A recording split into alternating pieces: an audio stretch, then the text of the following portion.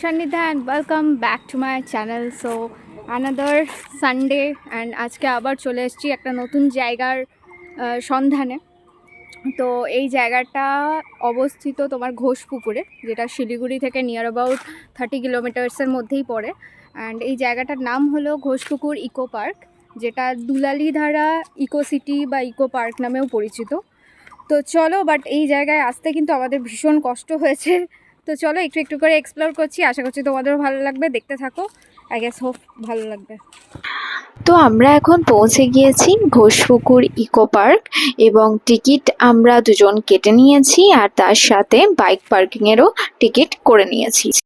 So এটা হলো parking place, আর পার্কিংয়ের জন্য এখানে কার বাইক এই সমস্ত পার্কিংয়ের জন্য 10 রুপিস করে লাগে, আর পার পার্সন অনুযায়ী 20 রুপিস করে এখানকার টিকিট।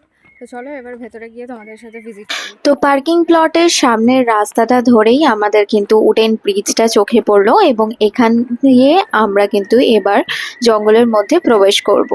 তো চলো, লেটস গো। যতদূর চোখ যাচ্ছে শুধুই কিন্তু জঙ্গল আর জঙ্গল, শাল সেগুন এইসবের জঙ্গল।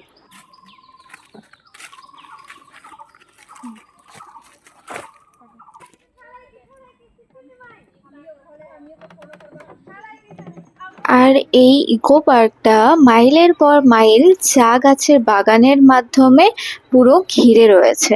আর আমার মতন যারা নেচার লাভার আছো তাদের তো এখানে এলে বেশ ভালোই লাগবে। চারিদিকে পাখির কিচিরমিচির আওয়াজ বেশ সুন্দর লাগছে। তো যারা নেচার লাভার আছো তাদের কিন্তু এই জায়গাটা ভীষণ ভালো লাগবে, বাট আমি কাউকে রেকমেন্ড করব না, কারণ গুগল ম্যাপের ভরসায় এলে হালত খুবই খারাপ। আমাদের রাস্তায় হালত খারাপ হয়ে গেছে, আমরা কিন্তু অনেক কিছু ভুলভাল আর কি রাস্তায় চলে গিয়েছিলাম আলটিমেটলি। তো যাই হোক, আমি অবশ্যই লিঙ্ক তোমাদের দিয়ে দেবো, মানে গুগল ম্যাপের লিঙ্কটা আমি তোমাদেরকে দিয়ে রাখবো। তো আই গেস তোমরা ওখান থেকে চেক আউট করে নিতে পারো যদি আসতে চাও। আর যা বুঝলাম, কাপলদের জন্য কিন্তু সেরা ঠিকানা এই পার্ক। নাকি শুনেছি এরকম নাকি 5টা ব্রিজ আছে, মানে ব্যাম্বো ব্রিজ, বাট আলটিমেটলি আমার তো এখনো অবধি চোখে পড়েনি। এই জায়গার বিশেষত্বই হলো এই ব্যাম্বো ব্রিজগুলো, আর এই ব্যাম্বো ব্রিজগুলোর জন্যই লোকেরা কিন্তু এই জায়গাটাকে এতটা পছন্দ করে। আর আমার জীবনে এটাই কিন্তু প্রথম ব্যাম্বো ব্রিজে চাপা, কারণ এর আগে আমি কখনোই ব্যাম্বো ব্রিজে চাপিনি, তাই এক্সপিরিয়েন্সও আমার কাছে ভীষণ নতুন। সত্যি বলতে ব্যাম্বো ব্রিজটাতে যখন আমি চাপছিলাম তখন কিন্তু বেশ নড়ছিল আর এতটাই ভয় লাগছিল যে নতুন করে আর কিছু বলার নেই। যেহেতু নিচের দিকে সাপোর্টিংটা কম ছিল তাই আরো বেশি ভয় লাগছিল। আর একসাথে যখন 3-4 জন উঠে যাচ্ছিল বা একটু নড়ছিল তখন তো আরো লেভেলের ভয় লাগছিল। তোমরা কারা কারা ব্যাম্বো ব্রিজে চাপার এক্সপিরিয়েন্স করেছো অবশ্যই কিন্তু আমাকে কমেন্ট করে জানাতে ভুলো না যে তোমাদের অনুভূতি কিরকম ছিল। জায়গাটা যদিও খুব একটা বিশাল বড় এরিয়া নয়, বাট তাও মোটামুটি ঘুরে দেখার ক্ষেত্রে বা একটা বিকেলের জন্য যথেষ্ট। তো এটা ছিল ফার্স্ট ব্যাম্বো ব্রিজ। এবার এই ব্যাম্বো ব্রিজ থেকে নেমে চলো অন্য আরেকটা ব্যাম্বো ব্রিজ আছে সেখানে যাই। আর এই জায়গাটাই ছিল ইকো পার্কের একদম সেন্টার পয়েন্ট। তো এই জায়গাটাকে কেন্দ্র করে কিন্তু কম বেশি অনেক ছোট বড় দোকান ছিল, তোমরা চাইলে এখানে এসেও কিছু খেতে পারবে। এই যে তোমরা দেখতে পাচ্ছ আই লাভ দুলালি লেখা রয়েছে, এই জায়গাটার নাম দুলালি, তাই এই জায়গাটাকে কেন্দ্র করে দুলালিধারা ইকো পার্ক বা ঘোষপুকুর ইকো পার্ক নামে পরিচিত। জায়গাটার মধ্যে একটা কামনেস কিন্তু রয়েছে। আর তোমরা যারা আসবে এখানে এসে চিন্তার কোনো কারণ নেই, কারণ ভেতরে কিন্তু ইয়েও রয়েছে, দোকান টোকানও রয়েছে। সো তোমরা চাইলে খেতেই পারবে, এখানে নর্মাল খাবার দাবার টুকটাক ড্রাই ফ্রুটস কিন্তু রয়েছে। এই জায়গায় মূলত বসতি বলতে গেলে আদিবাসী লোকজনই কিন্তু এখানে বসবাস করে, কারণ আমার যতটুকু দেখে মনে হয়েছে বেশিরভাগ লোকজনকেই কিন্তু আমি আদিবাসী দেখেছিলাম সেখানে। তো যাই হোক, চলো এখন আবার আমরা একটা ব্রিজ পার করে চলো একটা ট্রি হাউসের দিকে রওনা দিই। তো এই জায়গাটাতে মূলত বলতে পারো কয়েকটা বসার জায়গা ছিল, যে জায়গাতে এসে লোকজন পার্টি শার্টি করতে পারবে বা পিকনিক টিকনিকও চাইলে করতে পারবে। তোমাদেরকে বলেইছিলাম জায়গাটা কাপল ফ্রেন্ডলি, তাই ওই দিকটা আর বেশি ভিজিবল করলাম না, কারণ দুজন কাপল অলরেডি ছিল ওখানে। তো চলো আমরা এবার ট্রি হাউসের এক্সপিরিয়েন্স নিই আর তোমাদের সাথেও শেয়ার করি। আমার জীবনে এটা প্রথম ট্রি হাউসে চড়া, তাই এক্সপিরিয়েন্স কিন্তু একটু রোমহর্ষক। চলো দেখা যাক।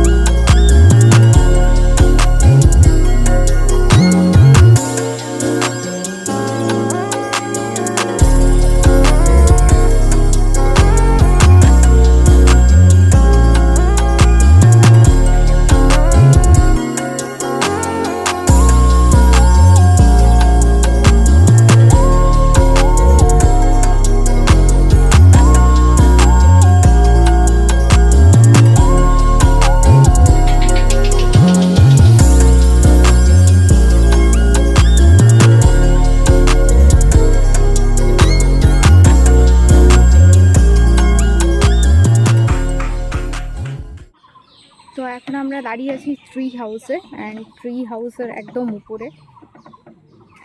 অ্যাকচুয়ালি এগুলো ট্রি হাউস না, ট্রি ব্রিজ টাইপের।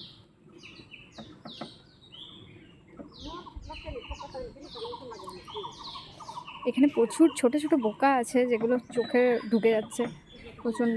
এই ট্রি হাউসগুলোতে বেশিক্ষণ দাঁড়াতে কিন্তু ভয় লাগছিল, তাই আমি ঝটপট করে নিচে নেমে এসেছি। আর আমার এক্সপিরিয়েন্স তোমরা শুনে নাও। ট্রি হাউস ঘুরলে তো বেশ ভালো লাগলো, বাট ট্রি হাউসের এগুলো এত নড়ছে, আর পুরো নিচের বেসটা না পুরো তৈরি আছে তোমার কাঠ দিয়ে, যে কারণে একটু তো ভয় লাগছে উঠতে বা নামতে। যাই হোক, কেউ যখন একসাথে অনেকজন লোক উঠছে তখন কিন্তু বেশ ভালোই নড়ছে, আমার তো বেশ ভয়ই লাগছে। তো ট্রি হাউস থেকে তো আমরা নেমে গেলাম, আর আমার এক্সপিরিয়েন্সও শুনলে ট্রি হাউসে কিরকম ছিল। তো ট্রি হাউসের সামনেই আমরা একটা দোলনা আর একটা সিস দেখলাম। তো বলতে পারবো যেহেতু একটা ছোট পার্কের মতন, তাই এগুলো অ্যাভেলেবেল রয়েছে। তবে একটু দেখে ভালো করে বুঝেই বসছিলাম, কারণ যেহেতু একটু মেনটেনেন্সের অভাব মনে হচ্ছিল। আর ট্রি হাউসটা কিন্তু দারুণ লাগছিল, আর ট্রি হাউসে প্রচুর ফটো তুলেছি, যেহেতু প্রচুর কালারফুল এরিয়া ছিল। আর সেই ফটোগুলো অবশ্যই দেখতে হলে আমার ফেসবুকে যেতে হবে, অ্যান্ড ওখানেই আমি প্রচুর ফটো কিন্তু শেয়ার করা আছে। আই হোপ তোমাদের ভালো লাগবে। জায়গাটা সম্পর্কে আমার খুব একটা জানা ছিল না, আমিও বলতে পারো ইউটিউবে একটা ব্লগ দেখে আমি এলাম। বাট এই জায়গাটায় আসতে গিয়ে কিন্তু প্রচুর মানে প্রবলেম ফেস করেছি, প্রচুর কমপ্লেক্স জায়গাটা। আর তোমরা যদি গুগল ম্যাপের ভরসায় আসো তাহলে তো আমি বলবো প্রচণ্ডই প্রবলেম হয়েছে আমার, কারণ আলটিমেটলি এই জায়গাটা খোঁজা অনেক মুশকিল। বাট খুঁজে যদি পাও ডেফিনেটলি ভালোই লাগবে। ভেতরে এমন আহামরি কিছু নেই, বাট হ্যাঁ যদি বলো তো নো ডাউটলি বেশ ভালো, সুন্দর এক্সপিরিয়েন্স। গুগল ম্যাপ আমাদেরকে অনেক ভুগিয়েছে, এত অড পজিশনে। তো নুড়ি পাথরের রাস্তা, বালির রাস্তা, মাটির রাস্তা, কাদার রাস্তা, অনেক রাস্তা পার করে ফাইনালি এখানে এসে পৌঁছেছি। একটু দোল খাচ্ছি এখন তাই। এটা হলো বেসিক্যালি বলতে পারো চারপাশে চা বাগান, আর চা বাগানের অনেক অনেক অনেক ভেতরে, মানে প্রায় যে মেন রোড সেখান থেকে অনেকটাই ভেতরে, গ্রামেরও পর মানে বেশ খানিক আর কি মাইল পেরিয়ে এই জায়গাটা। তো এই জায়গাটার নাম কখনোই আমি শুনিনি, এই প্রথমবার আমি ভিজিট করছি। তো আমাদের আসতে একটু সত্যিই প্রবলেম হয়েছে। রাস্তার চারিদিকের নজরিয়া, মানে এখানে আসার যে রাস্তাটা সেই রাস্তার নজরিয়া বলতে পারো অসাধারণ ছিল, বেশ সুন্দর, বেশ সুন্দর নজরিয়া ছিল। বিকজ চারদিকে পুরো বলতে পারো চা বাগানই চা বাগান, ভীষণ সুন্দর। বাট চা বাগানগুলো খুব ভালো ছিল বলো, চা বাগানের এক্সপিরিয়েন্স আমার যথেষ্ট ভালো। আর সানসেটের টাইমে এসেছি তো নো ডাউট বেটার লাগছে। আর পাহাড়ের মানে কি বলবো, প্রতি সপ্তাহে আমরা পাহাড়ে ঘুরি, বাট এবারে মনে হলো একটু চলো মানে একটু জঙ্গল সাফারি টাইপস করা যেতে পারে। বাট এটা তো সাফারি হচ্ছে না, ডেফিনেটলি একটু অ্যাডভেঞ্চারিয়াস হয়ে গেল ব্যাপারটা। তো বাট ভালো, মানে সব মিলিয়ে ওভারঅল খুবই ভালো। তবে তোমরা অবশ্যই যখন আসবে আমি তোমাদের একটাই কথা বলবো যে তোমরা বেশিক্ষণ এই ব্রিজগুলোর ওপর দাঁড়িয়ে থেকো না, কারণ বলা তো যায় না, অনেক সময় মেনটেন্যান্সের অভাব থাকতে পারে। তো সেটা অবশ্যই মাথায় রেখো।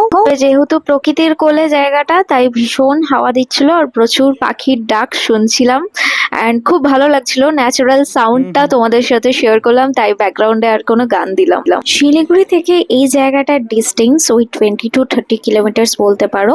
আর এটা খানিকটা নিয়ার অ্যাবাউট বাংলাদেশ বর্ডারের একদম কাছেই অবস্থিত।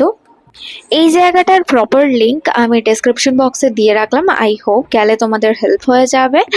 আর রাস্তার ব্লগের লিংকটাও দিয়ে রাখলাম। ঘুরতে ঘুরতে অনেকটা টাইম হয়ে গেছে, এবার আমাদের এখান থেকে বেরোতে হবে, না হলে জঙ্গলের মধ্যে একটু অন্ধকার হয়ে গেলে মুশকিল হবে বাড়ি যাওয়া। তো চলো আজকের মতন ব্লগ আপাতত এই অবধিই, দেখা হচ্ছে অন্য কোনো একটা ব্লগ নিয়ে।